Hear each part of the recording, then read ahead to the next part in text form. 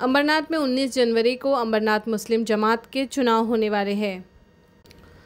चुनाव प्रक्रिया शांति से संपन्न हो और वक्फ बोर्ड के नियमों के तहत ये प्रक्रिया कैसे संचालित की जाएगी, यह समझने के लिए अमरनाथ पुलिस थाने में एक महत्वपूर्ण बैठक आयोजित की गई। इस बैठक में पुलिस उपायुक्त सचिन गोरे, सहायक पुलिस आयुक्त शैलेश काड़े, वरिष्ठ पुलिस निरीक्षक बालाजी पांड्रे और वक्फ बोर्ड के चुनाव निर्णय अधिकारी एडवोकेट अल्ताफ अली शेख के साथ चुनाव में भाग लेने वाले तीनों पैनल के प्रमुख और नागरिक उपस्थित थे।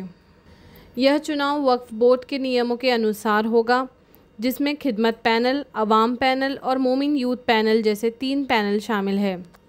इस मौके पर वक्फ बोर्ड के चुनाव निरीक्षक खुसरो खान ने पुलिस प्रशासन को चुनाव प्रक्रिया की जानकारी दी। साथ ही वरिष्ठ पुलिस निरीक्षक ने पूरी चुनाव प्रक्रिया का जायजा लेकर सुरक्षा की दृष्टि से पुलिस प्रशासन को सतर्क और तैयार रहने का आश्वासन दिया। इस दौरान पुलिस उपायुक्त सचिन गोरे ने नागरिक से अपील की कि वे मतदान प्रक्रिया में हिस्सा लें और शांतिपूर्ण तरीके से मतदान करें।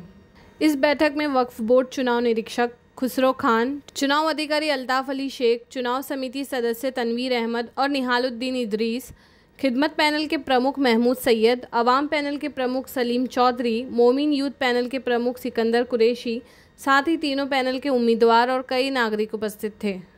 नमस्कार। अंबरनाथ मस्जिद ट्रस्ट मुस्लिम जमात निवडणूक 2025 ची आज ही बैठक होती। यामध्ये जवळपास 3 मुख्य पॅनल भाग घेत आहेत।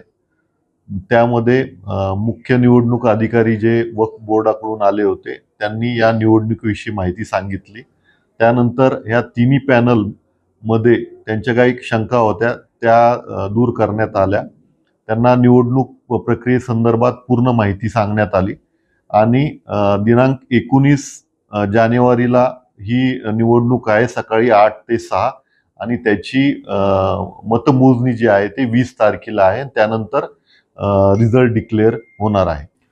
पोलिसांचा बंदोबस्त आपण ठेवलेला जवळपास 40 कर्मचारी आणि 10 अधिकारी इथे लावण्यात येणार आहेत आणि तिथे वोटिंग झाल्यानंतरही स्ट्रॉंग रूमलाही आपण बंदोबस्त देणार आहोत। मतदारांना जास्तीत जास्त वोटिंग करण्यासाठी आवाहन करण्यात येत आहे। त्यांनी आपल्या ओळखीचा पुरावा जो आहे तो सोबत आणावा आणि या मतप्रक्रियेमध्ये सहभागी होऊन शांततेत मतदान करावं।